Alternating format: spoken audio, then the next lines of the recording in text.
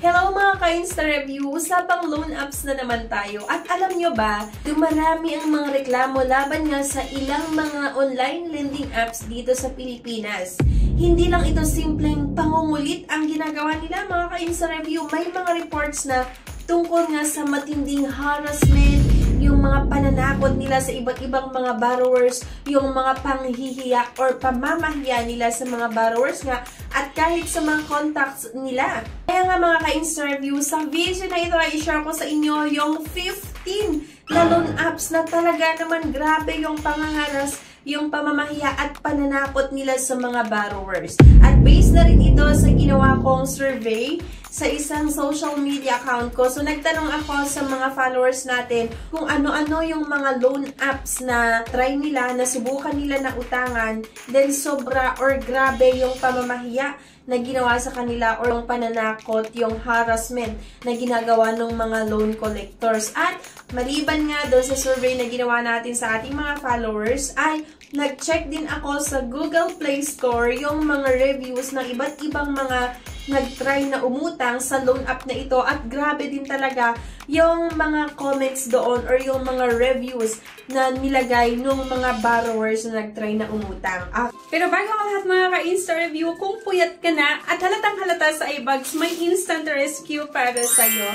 So check mo itong Maybelline Go mga Mima Erase Duo Instant Eraser Plus Lumimate Long Wear. So magaan sa mukha, long wear, at kahit stress ka, fresh ka pa rin. So ang dating parang chill lang, life goes on. At syempre mga Mima, kung sabog ang buhok mo dahil sa init ng ulo, dahil nga sa mga alcohols or pangaras nila, mura lang na solusyon itong 12 pieces assorted comp set na 46 to 48 pesos lang. Iba't ibang klase ng kulay sa isang pack, kaya hindi ka na malilate sa trabaho sa kahanap kung nasaan yung supply. Kaya mag-stock ka na, besh! I-click nyo lang yung sticker na makikita nyo nga dito sa screen or sa screen nga na yung cellphone para diretso sa legit shops at siguradong quality ang makukuha ninyo at iwas sa fake na products. Pero teka lang, enough na muna tayo sa mga products mga ka-Insta Review. Let's get back to the topic. So, ang unang-una sa ating listahan mga ka-Insta Review ay itong Credit Cash Easy Loan PH. Ayon sa mga reviews, so ang sabi ng isa, I had a very bad experience with this lending app. They keep harassing me and even set their own time for payment even if the due date has not yet ended. If you loan 3,500, you will only receive 2,100 for just 1 week, which is already unfair. My bigger issue is not about the high charges. It's the threats, harassment, and unprofessional behaviors. They send threats, post, or send pictures, even contact your references just to pressure you. At sabi pa ng isa, I understand that the payment is only for 1 term, but 1 day before the due date, someone called, texted, and emailed me to harass me. I explained that it was the due date yet, but they said their system made an error, so I had to pay immediately. If I didn't, there would be a penalty of almost half the loan. Someone threatened to post me on Facebook and call other contacts, and they said they knew where I was from. All I received in the text was cursing. The reduction of the loan is really big, almost half. Sabi pa nung isa, scam app, so expect that your customer don't pay exact amount. Recommending your apps through text messages and forcing us to get a loan with higher service. Put us in jail if ever we can pay the amount that you wanted. At napakarami pa yung mga negative or mga hindi maganda talaga yung naging experience sa loan app na ito. At next nga sa ating listahan ay yung XL Cash Lending Quick Pera Cash. Grabe din, no? Pati din pala itong XL Cash. Actually, itong XL Cash ay hindi rin naging maganda yung experience ko na rin talaga sa loan app na ito.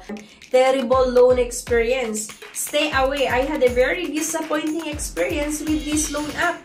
From the start, the advertisement was misleading. It clearly stated 91 days repayment period, but in reality, they forced me to pay it back in just 30 days. Worse, the interest rate was ridiculously high, was beyond what was shown during application. But the most stressful part, They started harassing me even before the due date. Diba? If you're considering this app, think twice. Sabi pa nung isa, there is no option to input the amount I want to borrow, so it will automatically input an amount according to my credit limit, and there is no option for deletion of the account.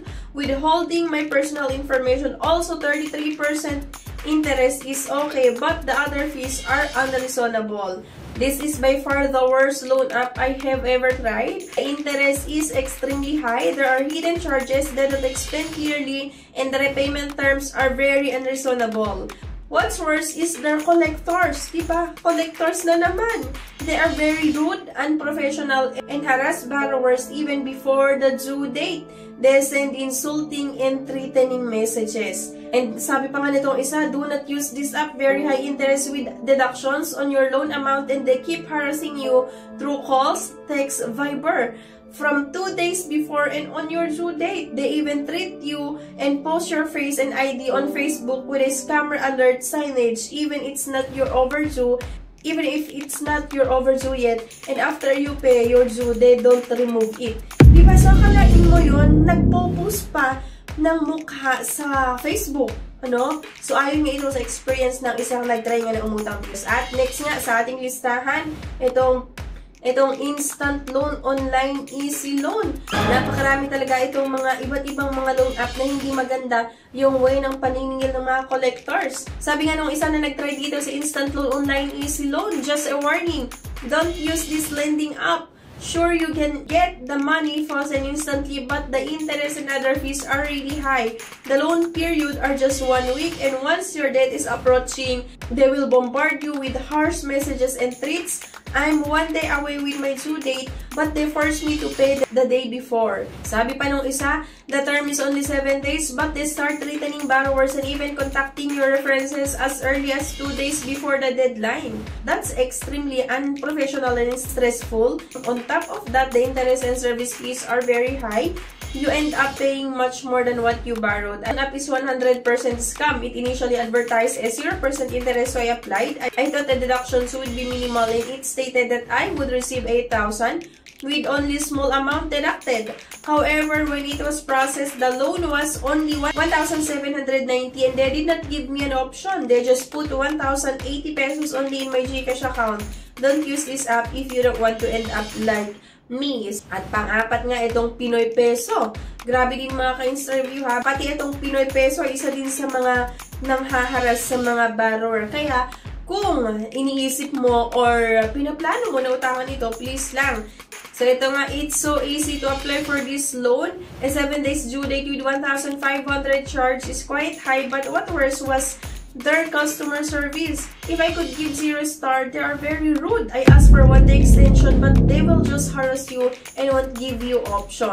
In the app, there is an extension, but the customer service is too much. They are not brief on how to handle customers. They handle it with harassment. Ito pa, sabi nung isa, don't install this app. Offer low but with more than half of loan amount deducted as processing fees. Show long installment basis, but in reality only allows you 7 days for repayment with higher interest and shorter deadlines for payment. Also be careful with personal info and reference. I highly discourage anyone to avail loan from them. Customer service very poor with ako nagpapalamon sa'yo type of attitude when following up for payments with no consideration at all. So, ayan, grabe talaga itong mga message nila, no? At next, itong Peso Here. Marami yung mga nagtatry na itong Peso Here, ha? Kasi may mga nagko-comment sa akin din sa aking mga videos na isa sila sa mga may hindi magandang experience sa loan app na ito. So, sabi naman itong isa na nagtry nga na umutang dito, already filed a complaint with PAOK with this app. This app harasses their clients if they have not yet paid and the due date is still going on within the day. Their agent non-stop calls and texts the clients with harassing messages without even a bit of respect. Their loan agreement is incomplete. Management fees are not detailed and not explained. Help file a report against this app. Worst lending application. Sabi pa nung isa, do not install this app. This is a total scam. I was just checking if they have a high interest or what. It got transferred to my account without my approval and you have to pay within 7 days. Diba? So, it is a total of 10,500, pero ang natanggap lang ni borrower ay 6,300. There was no option to cancel the pending loan. If there is negative ratings, I'll give it. So, next nga itong pera mo. So, itong pera mo, ay napakatagal-tagal na loan up nitong pera mo ha. Pero bakit parang andito pa rin or nakikita ko pa rin talaga sa Google Play Store? At ayon nga sa mga nagtry ng umutang dito, ay isa din talaga ito sa mga loan app na hindi magandang utangan. One of the worst, aside from the very high interest, agent are rude. They keep on sending threatening and rude messages even if it is not past your due date. And are very fast at sending degrading messages but they cannot even assist when I was having error in paying. So sabi pa nitong isa ha, worst lending app ever. I've tried many others but this one is the worst. They harass you with non-stop calls and texts even before your due date. Next nga, itong Supreme Money. Grabe, pati din itong Supreme Money mga kabeshes ko ha. Kaya mag-ingat din kayo. So, isa din ito sa matagal kong nakikita sa Google Play Store na hindi maganda yung way nila ng pagpapautang or yung way nila ng pangongolekta. Pero kasi bakit buhay na buhay pa sila sa Google Play Store? Dito ha, yes, I am using this app again because of unfortunate events, but my experience with this app is barren. I've been harassed, threatened to be killed, been told that their agent or company will leak my personal details on Facebook, and they threatened me that they will harass me at work. Also, the service fee and loan terms are not even true. I hope this app gets deleted and their operation be raided or what? Seriously, worse people and worse loan app. Diba? So, sabi pa nga nung isa, don't try this app. Rude agent and has been harassing me. Different due dates reflected on the app and will force you to pay ahead of time with treats. Ito pa yung Cash Guard. Isa din itong Cash Guard sa mga hindi magandang magpautang mga ka-interview ha. Ito at first I thought this was one of the best loan apps I had installed. They approved my loan 3,500 but I only received 2,100. Now they are asking me to repay the full 3,500 within just 7 days without giving me any option to choose the repayment terms. I'm very disappointed. I was expecting to be able to extend the payment period but instead, I'm being forced to pay the full amount. I truly regret installing this app. Dito. This is clearly a scam. I applied for a 3,000 loan but I only received 1,800. Despite this, they are still demanding that I pay the full amount of 3,000. What's even worse is that they automatically impose 3 separate payments of 3,000 each. They have also resorted to threats and harassment, stating that if I fail to pay immediately, they will take actions that I would not appreciate. Pati din itong credit peso mga ka-interview ha, and hopefully talaga ay ma-check or masilip ng nasa Congress or yung mga nasa Senado yung mga loan app na ito. So this app is a scam. Just checking on the details of the loan, how much the interest would be, it was a trap as the next thing I know, it was already approved. Not to mention, there were 2 amounts they have sent that needs to be settled within 7 days. The amount is not yet due, yet they are already harassing you a day before the due date as they said there is a glitch on the app. Ito pa, worst lending app, harassment and scam. Do not download this app. At first, they lure you with fast approval and easy cash, but after apply, they deduct huge processing fees and give you only a few days to repay. The interest is insanely high. When I couldn't pay on time, they started harassing me, calling non-stop, sending threats, and even messaging my friends and family to shame me. This is a clear violation of data privacy. Okay, so number 10, itong Money Snap. So, itong Money Snap mga ka-interview ay bago lang ito ha. Hindi ko to nakikita before. So, too much messaging and harassment. Bad words telling they will post me and ruin my life. Not recommended. It's installment for 6 terms but they want me to pay full on the first installment. This is not recommended loan app, I would say. It has a high amount of management fee. It's almost half of your loan amount. And also, they send you a harassment message and also threaten you. So, they are so rude. You're dying to ask for a repayment when you are also getting a high amount of management fee. Though, meron pa itong Fly Cash Lending. So, itong Fly Cash Lending na naman ay bago din ito sa Google Play Store. They will harass you on the due date, even not yet overdue. The platform is a scam. There are no 15 or 30 days, only 7 days. Also, the interest is so high. Please don't attempt to download. Ito pa yung Prima Loan. So, itong Prima Loan talaga ay noon pa man ay nanghaharas na ito. So, nasubukan ko na ito before and isa itong Prima Loan ha sa mga bago Parang pioneer na rin ito sa mundo ng online or yung mga loan apps. This app was not helping me. If you will be late in payment, they will send you a lot of harassment text messages saying that they are going to kill you. I am done with this Prima loan app. I will not recommend this app. Sabi pa nung isa I have a very bad experience with this app, not recommended to everyone. Update as of August 19, 2025, this app is a scam. They said I can apply for a loan again, but they still rejected my application, such a waste of time. Pati pa itong Take Cash. Marami na rin yung mga nagre-reklamo na itong Take Cash na to. Pero bakit parang buhay na buhay pa rin sa Google Play Store, no? Ito sabi ng isa, poor service, very scammy. The only great features with this app is the option to uninstall. I don't recommend this app. The agent is harassing in no manner like an elite rate person. Even though I'm not delayed in the payment, keep on harassing and texting me. At meron pa pati itong Light Credit PH Online Loan.